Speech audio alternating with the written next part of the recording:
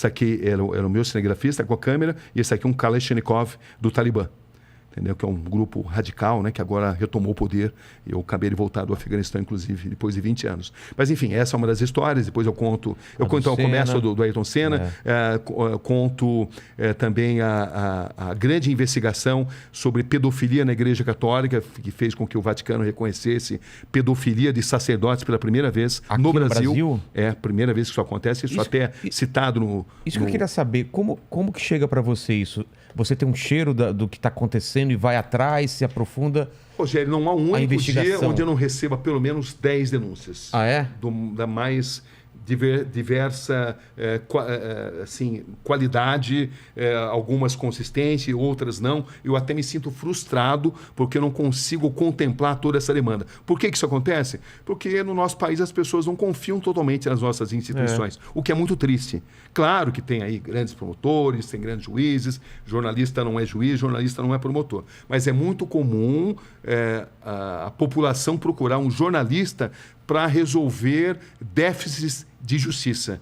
Nós somos um país profundamente injusto, principalmente se você sofre e padece da desigualdade social, desigualdade econômica, né? É uma história muito ampla essa. Mas eu sou muito procurado. Eu imagino. Então, não há um dia onde eu não recebo. Se eu abrir para você as minhas redes sociais e for aqui no Instagram, você vai ver a quantidade. Mensagem. E eu fico triste por causa disso, porque eu não consigo atender a toda essa demanda. E como você faz uma triagem? Eu fico orgulhoso porque as pessoas confiam em mim. A triagem é pelo grau da importância, mas também muitas vezes eu estou no meio de uma matéria, não consigo dar atenção, e aquela denúncia que está chegando, ela depende de uma ação rápida, e eu não consigo atender a isso.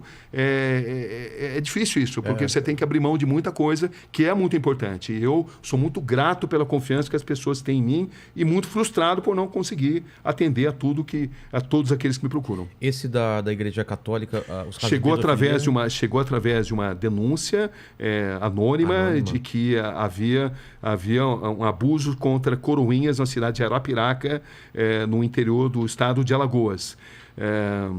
E me falaram, inclusive, da possibilidade de ter um vídeo. Eu fui para Arapiraca, descobri que esse vídeo de fato existia, mostrava ali um monsenhor, a figura mais poderosa da cidade, uma cidade de bom porte, no interior de Alagoas, numa relação sexual com um menor de idade. Com a investigação, nós descobrimos que essa relação sexual não era consentida. E que havia também ali a confraria do silêncio, ou seja, a igreja local abafava o caso para que isso não fosse divulgado, porque havia muita gente envolvida. Essa que é a verdade. Então, a grande dificuldade nessa história foi de fazer com que as pessoas tivessem a coragem de denunciar. E para mostrar que essa imagem, que era de um coroinha, que passou a ser abusado desde 12, 13 anos, não era um fato isolado.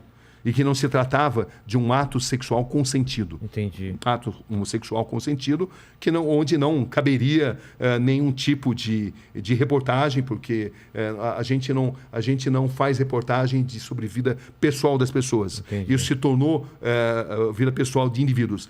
Isso se tornou uma reportagem a partir do momento que a gente notou que havia toda uma estrutura destinada a abusar de menores, ganhando a confiança dessas pessoas, usando o poder da igreja local, e isso era feito de forma sistemática e com a complacência de boa parte da igreja.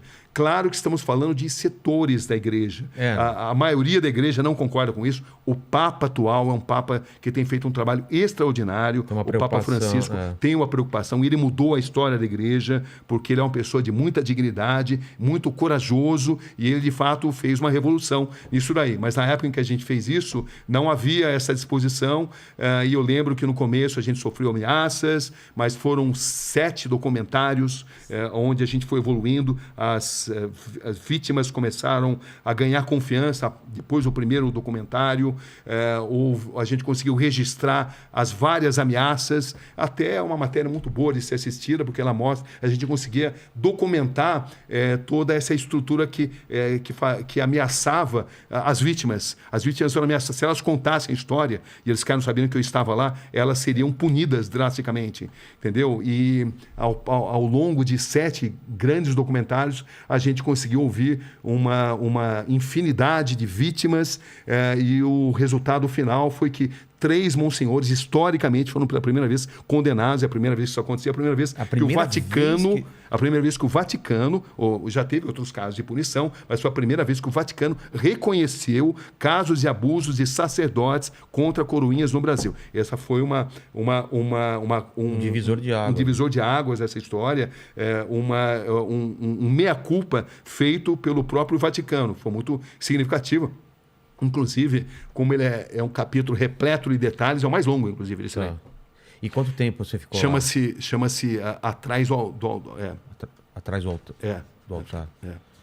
E para você, como que é quando você pega uma coisa tão escabrosa com isso que é pedofilia e como você tem o distanciamento, mas também você não pode ficar totalmente descolado da emoção, né? Como que funciona? Então, esse é o pulo do gato, né? Esse é o X da questão. Você não pode deixar com que a emoção te prejudique a sua capacidade de apuração.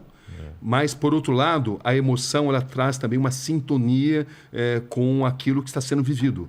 Então, você não pode jamais se tornar um ser humano frio, incapaz de perceber o sofrimento alheio. Você precisa perceber sofrimento alheio, mas você não pode permitir que esse sofrimento alheio, isso equivale para as guerras, equivale quando tive que dar a notícia da morte do Ayrton Senna, você não pode permitir que a sua emoção pessoal prejudique a sua capacidade de apurar devidamente as notícias e de fazer o seu trabalho.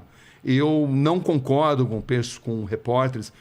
Eu não concordo, mas também não condeno, né? Repórteres que começam a chorar durante o exercício da sua função. Eu acho que você é pago e é treinado uma vida inteira, não para não se emocionar. A emoção é bem-vinda, mas para não perder o seu grau de precisão no relato dos acontecimentos. Você precisa relatar com isenção, com imparcialidade, e isso requer controle emocional. É fácil? Não, não é fácil. Eu condeno quem se emociona, quem começa a chorar no meio da matéria. Não condeno, mas particularmente a vida inteira eu me preparei, me treinei para controlar as minhas emoções.